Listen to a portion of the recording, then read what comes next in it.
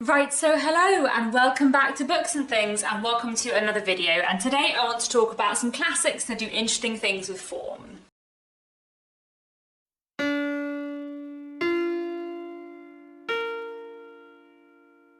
So one thing I really like in novels, both classic and contemporary novels, is where they do interesting things with kind of the form of the novel and play around with form. And there are a few classics that I think do this really well that I wanted to talk about today. So I'm just going to get straight into the books and I'm going to go through them from the earliest published to the latest published. These are all 19th and 20th century books and they all do different things with form. So the first book I wanted to talk about is Wuthering Heights by Emily Brontë, which was published in 1847. This is a wonderful novel, one of my favourite books of all time, and it has a really unique and strange form in that it is a story within a story, but it is in fact sort of a story within a story within a story in many places, and the narrative is kind of like always obscured by like lots of layers of narrative in this really wonderful strange way, which works so well for this sort of gothic meandering tale. So Wuthering Heights begins with a man called Lockwood arriving in a place called Wuthering Heights, and Lockwood meets a man called Mr. Heathcliff who lives nearby, and he is interested in Mr. Heathcliff, so he asks his housekeeper about Mr. Heathcliff, and his housekeeper Nellie Dean then tells him the story of Heathcliff's life, but within that she often repeats to Lockwood what other people said to her and stories that other people have told her about Heathcliff and the other characters in this novel. So often we are hearing someone's dialogue, but we're actually hearing it sort of filtered through like 4 different layers of narrative unreliability, which just makes for a really interesting, fascinating read, and really kind of explores like the difficulty of knowing the truth about things in a really fun and interesting way. So I love Wuthering Heights very much. I feel like the way it plays with form is fascinating, and it's definitely a book that I would really recommend. Next, I wanted to mention the wonderful novel Bleak House from 1853. So Bleak House is one of Dickens's kind of more experimental novels in some ways, in that it's got quite an interesting setup. Bleak House is a dual narrative, and sometimes we're hearing from the first person past tense perspective of Esther Summerson, one of the main characters, and sometimes we're hearing from an omniscient third person present tense narrator. So the book kind of alternates between these 2 perspectives in a really interesting way that works very well, and Esther is sort of more emotional and more personal in her narration, whereas the third person perspective is quite sort of like cold in some ways, and I also really enjoy that it's third person present tense, because I think we often think of telling a story in the present tense as quite a modern technique, but actually like Dickens used it quite a lot, and in Bleak House he uses it the most of all his books, and uses it to a really like powerful effect, I think, and the difference between the 2 narrative styles like works really well in Bleak House, because Bleak House is a book about kind of like the law and how the law doesn't take care of people, and how the division between like social systems and humanity is quite big, so I feel like having those 2 different narrative perspectives and narrative types within Bleak House works really, really well. It's one thing that I really love about this book and one thing that makes it a really fantastic read. Next, I wanted to mention 2 novels by Wilkie Collins, The Moonstone and The Woman in White. Wilkie Collins is an author who plays with form in a lot of his novels actually, but both The Woman in White and The Moonstone use kind of lots of different narrative perspectives, and we move between lots of different characters. The Woman in White is from 1859 and The Moonstone is from 1868, I believe. And both of them are sort of mystery novels, sensation novels, following kind of various characters surrounding some form of crime. Both of these I read a long time ago and I love both of them, but I haven't read them for a long time. I'd really like to reread them actually, but I do remember really enjoying all the different perspectives and all the different narrative voices when I read them for the first time. Next, I wanted to mention the posthumous memoirs of Cubas. This is a Brazilian novel from 1888 by Machado De Assis, and it's a really fantastic, unique, glorious read, which is so much fun because of the way this novel plays with form. It is, as you might be able to tell from the title, the memoirs of a character called Cubas, but he is narrating his life from beyond the grave, so the idea is that he's kind of writing it in heaven, or more likely purgatory maybe, and he's writing the story of his life, but he writes it in a very unique meta way where he's very like reflective on the fact that he is writing this, but also he kind of uses his chapters in quite strange ways, and the chapter titles are all wonderful and glorious. There are chapters which are just tangents, where the narrator kind of reflects on the fact that this chapter is a tangent, and at the end is like, oh, maybe I'll just cut this chapter. And there are chapters which are just entirely dialogue. There's one chapter which is just like a series of ellipses and nothing else. There's a chapter which is a series of idioms and nothing else.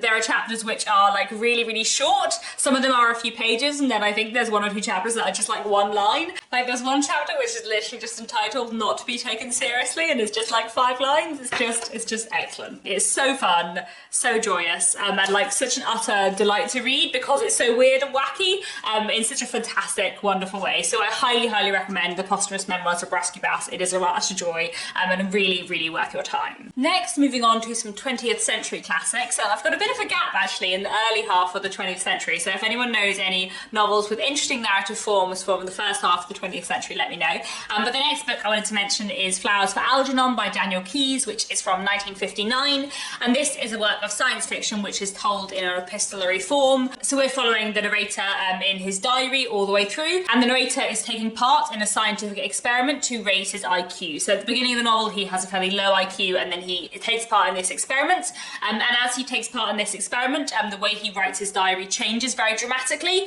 and so I feel like the way this book uses form and language to explore Charlie's kind of changing state of mind is done really, really well, and I feel like it adds so much to the power and the poignancy of this novel that we can like read Charlie's words changing on the page, but also that he feels very consistent while also his language is changing. It's such a powerful read, really, really interesting, and I feel like the way form and language is used in this book is really well done. I also wanted to mention The Golden Notebook by Doris Lessing. This is a novel from 1962. It has been a long time since I read this one, but I remember really enjoying it when I studied it at university, nearly 10 years ago now. The Golden Notebook is really interesting in its form because it's following a woman who decides to partition her life into different notebooks. So she has one notebook for the novel she's writing. She has one notebook where she's writing about her childhood. She has one notebook where she's documenting her membership of the Communist Party, and she has another notebook where she's kind of talking about her everyday life, and the novel is kind of about the way she tries to fragment herself, and then also how that kind of comes together in The Golden Notebook. It's one of those books that is really like postmodern, but also really engaging in its separate parts too. I really enjoyed it when I studied it at university, and I feel like the form of it makes it a fascinating read. Next, I wanted to mention The Princess Bride by William Goldman, which is a novel from 1973 and a real favourite of mine. It's been a long time again since I read The Princess Bride, but I have read it I think 2 or 3 times, and it is excellent fun. It is another story within a story, but the story within the story is pretending to be something that it isn't. There's a fictional version of William Goldman within the kind of outer narrative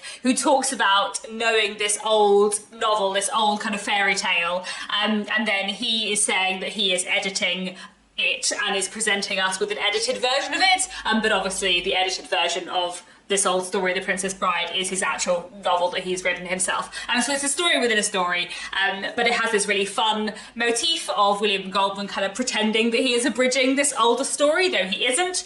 And also the story within the story, The Princess Bride tale, is very, very fun and very, very silly. A really kind of comic fantasy that is very tongue-in-cheek and laughing at itself a lot in a really hilarious way. So I really recommend The Princess Bride. It's great fun, but I very much enjoy how it pretends to be something that it isn't, in a way that works very well. Next, I wanted to mention The Colour Purple by Alice Walker. This is a fantastic novel from 1982, and this is written in epistolary form, so it's all written in letters. It starts off with Celie kind of writing letters to God, writing prayers, and later on in the novel she ends up writing to her sister and various other people, and we follow Celie's life from her childhood to her adulthood through all of these letters. She has a very difficult start in life, and her sister are separated early on, but Celie ends up managing to sort of make her own family, find people who she respects and cares about, and kind of grow into the person that she wants to be. And it's very much like a book about like demanding and grasping happiness. It's such a fantastic book. I love the way that letters and the epistolary form is used in this. I'd also really, really recommend the audiobook on Audible, which is narrated by Alice Walker herself, which I listened to, and because this book is epistolary, listening to it narrated by the author herself is just absolutely fantastic, so I'd highly recommend that too. And finally, I wanted to mention Evening Classes by Maeve Binchy. This novel is from 1996, so does it really count as a classic? Probably not, but it's also like not modern anymore because it was, you know, more than 25 years ago. Who knows? But I thought I would mention it here anyway because I do really like it. And I feel like Maeve Binchy is the kind of author who I always forget to talk about in like videos about modern novels because her books are that little bit older, but I felt like it would fit in this one too. So Evening Class is a really wonderful book by Maeve Binchy that I really loved because it's sort of told in various like vignettes and sort of shorter works within the main novel. So we follow various characters who are all linked together by the fact that they're going to these evening classes to learn Italian. And in the first maybe 3/4 of the book, kind of each part is a new character and we follow kind of their individual stories going to the evening classes and sort of vaguely interacting with the other people in the novel and mostly kind of keeping to their own tale. And then towards the end of the novel, they all kind of come together when they go to Italy on this big trip together.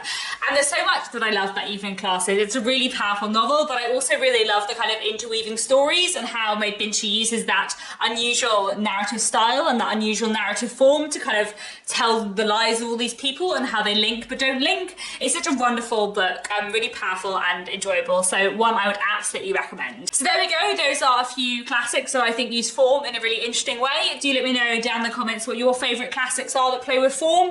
And that's all for now. Thanks so much for watching, and I'll be back very soon with another bookish video.